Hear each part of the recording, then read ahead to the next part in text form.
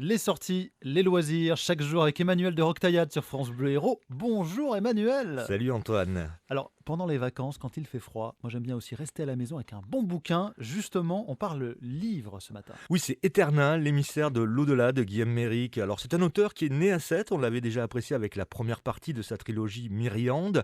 Il vient donc de sortir cet ouvrage que l'on trouve au rayon imaginaire chez le prestigieux éditeur tout de même J'ai lu, ce n'est pas rien. Bah oui. Guillaume Méric qui nous résume en quelques phrases l'histoire de ce roman. Pour faire bref, c'est l'histoire donc de ce jeune homme de 24 ans, Clayton Parks, qui s'est exilé de sa province natale pour venir vivre à Paris et devenir aide-soignant dans une unité de soins palliatifs, et pour fuir un petit peu des démons qui viennent de son enfance. Et il va lui arriver un événement extraordinaire, puisque chez un de ses patients qui est apiculteur, un soir, il va voir des abeilles se masser contre la vitre du salon, et il va entendre dans le bourdonnement de ces abeilles une voix qui va s'adresser à lui. Ça va vraiment le traumatiser, et il va se poser plein de questions à partir de ce moment-là, parce qu'il se rend compte que cette voix a quelque chose de familier, même si elle vient de très loin. Et à partir du moment où l'événement va se répéter dans sa vie, il va se dire, il n'y a plus de doute possible, il y a quelque chose qui se passe, et il va tout faire pour savoir de qui vient cette voix et qu'est-ce qu'elle lui veut. Et pour ça, il va se faire aider à la fois de Juliette, qui est donc une jeune fille au tempérament de feu, un peu borderline, très particulière, et de l'autre côté, son grand-père, donc Ernest, qui est un féru de sciences occultes, qui va l'orienter dans sa quête et l'aider à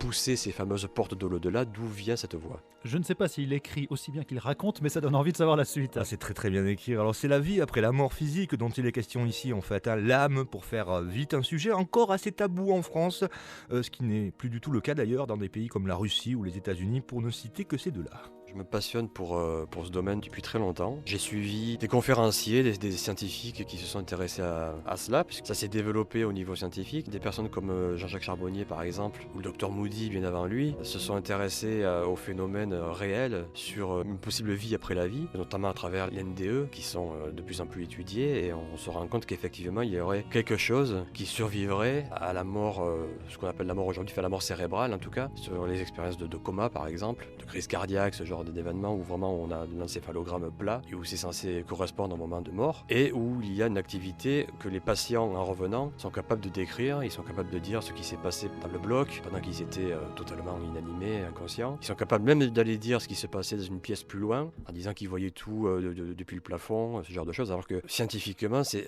impossible qu'ils aient pu entendre ou voir se rappeler de quelque chose. Ah, c'est vraiment passionnant. Alors si Eterna, l'émissaire de l'au-delà, s'appuie sur ses études, il n'en reste pas moins tout de même un roman entre thriller et fantastique et qui se lit d'ailleurs avec plaisir. Je l'ai même dévoré hein, à un titre personnel. C'est un coup de cœur, je vous rappelle son titre, Eterna, l'émissaire de l'au-delà de Guillaume Méric. C'est aux éditions J'ai lu.